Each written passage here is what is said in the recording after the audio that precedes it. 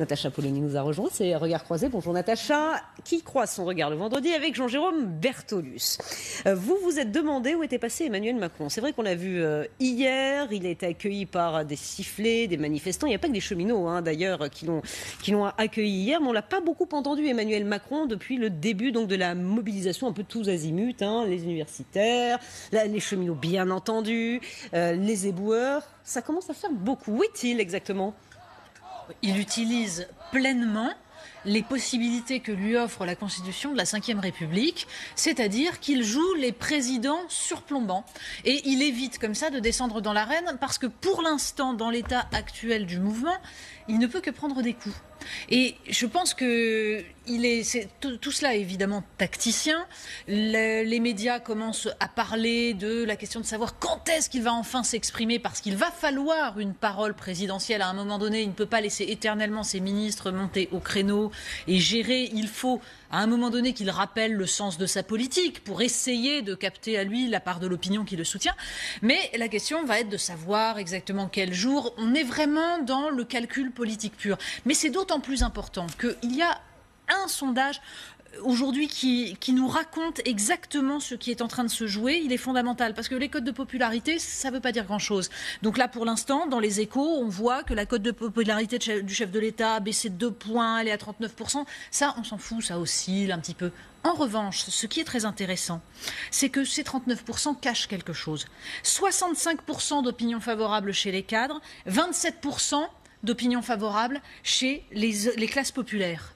Ça signifie une chose, la France est totalement fracturée socialement et Emmanuel Macron cristallise cette fracture sociale autour de sa personne, de sa politique, de ce qu'il est en train de proposer comme vision du pays. Et ça, c'est éminemment dangereux parce que s'il arrive pour l'instant à faire passer ces réformes, sur le long terme, s'il n'y a pas une amélioration des conditions de vie pour les classes populaires, alors cette fracture va devenir béante.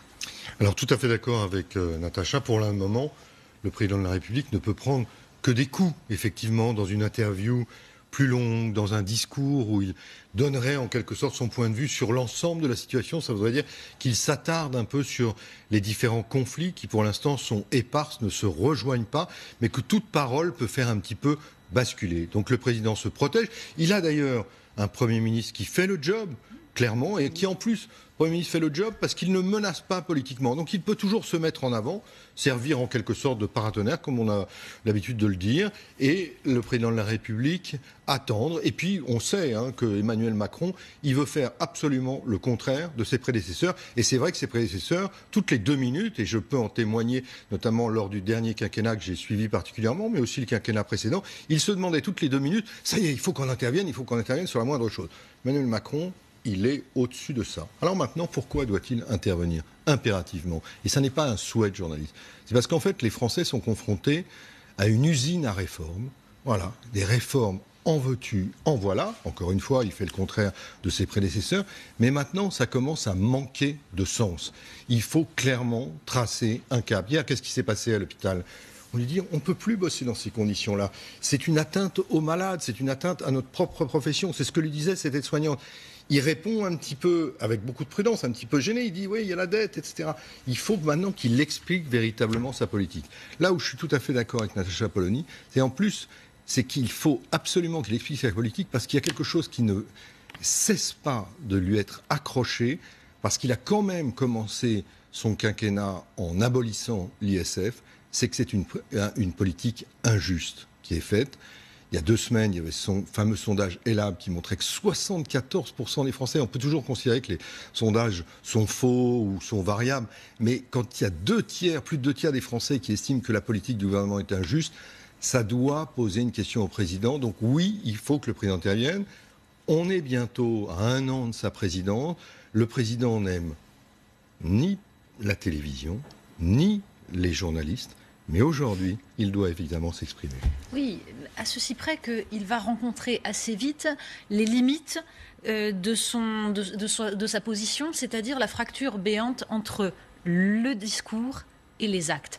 Dans les discours et même en interview, il est excellent, Emmanuel Macron. C'est formidable, il y a tous les mots qu'il faut, il arrive à expliquer. C'est même en général un peu abscon, histoire d'éviter de se confronter, de mettre les mains dans le cambouis, de se confronter au réel. Sauf que la réalité de ce qu'il propose à la France, parce qu'il y a une cohérence dans ces réformes, c'est totalement cohérent, ça coïncide avec la vision néolibérale qui est portée depuis 30 ans absolument partout en Europe et aux États-Unis et qui est en train de se mettre en place en détricotant le droit du travail, en libéralisant les services publics, tout ça on le sait très bien et il ne fait qu'adapter la France à ça. Sauf que là où il se heurte un problème, c'est que la réalité de ce système-là, on le voit et toutes les études économiques le disent, ça creuse les inégalités dans les pays occidentaux et ça détruit les classes moyennes et les classes populaires. Donc il va pouvoir expliquer qu'il est en train de faire ça pour les plus pauvres, il va broder sur la théorie du ruissellement, même s'il ne le dira pas parce que c'est trop marqué libéral, mais ce sera de dire on va recréer d'un dynamisme économique et ça va profiter à tout le monde et en particulier aux plus pauvres. Sauf qu'on s'aperçoit depuis 30 ans que ça ne marche pas, que même quand l'économie repart, d'abord ça ne crée pas d'emplois parce que nous avons détruit notre industrie et qu'ensuite ça ne redistribue pas la richesse parce que c'est un système qui fonctionne uniquement pour enrichir des grands groupes qui sont détachés de l'impôt, détachés du bien commun. Donc là, ça, les Français s'en sont rendus compte au bout d'un moment. Ça se voit. Donc le discours ne pourra pas coïncider avec le réel. Donc il sera sans doute très très bon momentanément parce qu'il sait l'être. Mais sur le fond, je ne suis pas certaine que ça règle son problème. D'un mot, c'est vrai qu'il possède le verbe, mais enfin il n'a pas toujours été excellent. Je me rappelle une interview où finalement il n'a pas su convaincre, il a privilégié la forme au fond. Ça, c'est un premier point. Le deuxième point, il faut qu'il affirme ses priorités. Et on est rentré maintenant dans le dur du quinquennat. On est vraiment rentré au fond du quinquennat. Au début, il déroulait effectivement ses réformes. Et puis, maintenant, on le voit, il y a des conflits. Donc, il a besoin d'un rapport à la France et aux Français qui soit direct, qu'il s'explique. Merci beaucoup, merci à vous deux. Adrien Borne, tiens, Adrien Borne. On se connaît, non ? On se connaît, on s'est déjà croisés, non ? On se croise.